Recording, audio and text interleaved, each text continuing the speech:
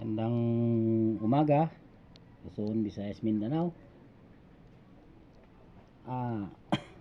Una sa lahat, ako po ay mahingi ng isang magandang tanghali sa bawat isa sa atin. Ako po ay mayroon po akong isang tao na hinahanap kasi matagal na to. Tuloy kasabay ko siyang nagpunta dito almost 20 years na kaming mula nung nanggaling kami ng probinsya at pumunta rin kami dito sa probinsya ng Luzon. Dito po kami napunta at kami po ay nagkahiwalay. Siyempre masakit din sa akin, sakit sa kalooban ko na hanggang ngayon wala kaming komunikasyon sa isa't isa. At pagka ako nga po ay bumakasyon dun sa probinsya namin,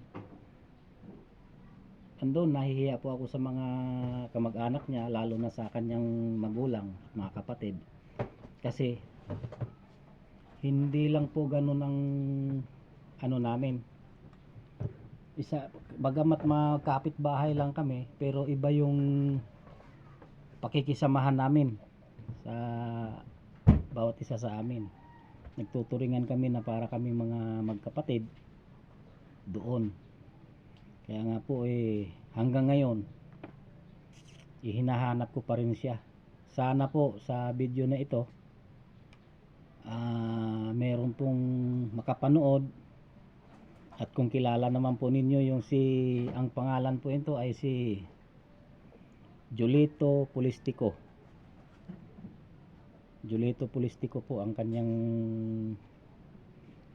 pangalan, Polistico po ang kanyang apelyido. Sana po kung merong makapanood sa video na ito, sana mag-comment po kayo, at kung sino man po ang nakakilala. Actually po, dyan po sa gawing Pangasinan siya yung sinasabi Pangasinan daw. Di po natin alam kung saan sa Pangasinan. At ang balita ko nung umuwi ako ng probinsya is Tayog daw po siya. Kung wala na po siya sa Tayog, baka po sa gawing ibang bayan, hindi lamang po sa Tayog, Alcala, Carmen, o Santa Maria, San Quintin, baka po sa mga lugar na yan andyan siya. O sana kung sa ngayon, kung meron siyang cellphone, sana mabuksan niya itong video na to, na hinahanap ko siya. Nahanap kita, Joel Polistico. Kasi sa tagal ng panahon hanggang ngayon, para bang hindi ako komportable na hindi ko malaman saan ka ngayon, kung may mga anak ka na, may asawa ka na, o saan ka man. Sana magparamdam ka. At nangungulila din ang mga kapatid mo. Ako rin nangungulila bilang isang magkaibigan tayo. At kung saan ka man ngayon, magparamdam ka kung saan. Sana po kung meron nakakilala sa kanya, o meron siyang mga kapwa ko Bisaya kamo na nakakaampon sa kanya, o sana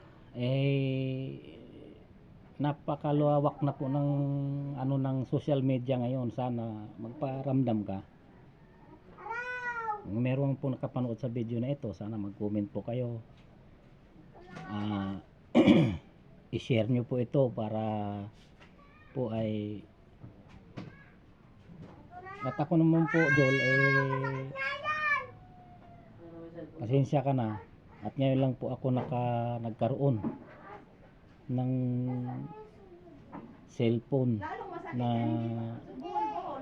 ngayon. At nung nagkaroon nga po ako nito na cellphone, kagad naghanap ako ng taong pwedeng gumawa ng vlog o video para sana ito ang daan na matuntun kita kung saan ka man na lugar. At sana hindi magtagal may makapagsabi sa akin, may makapag-comment sa Joel Yemit Vlog. Sana po matulungan niyo po ako sa aking hinahanap. Maraming salamat po at God bless sa bawat isa sa atin. Thank you.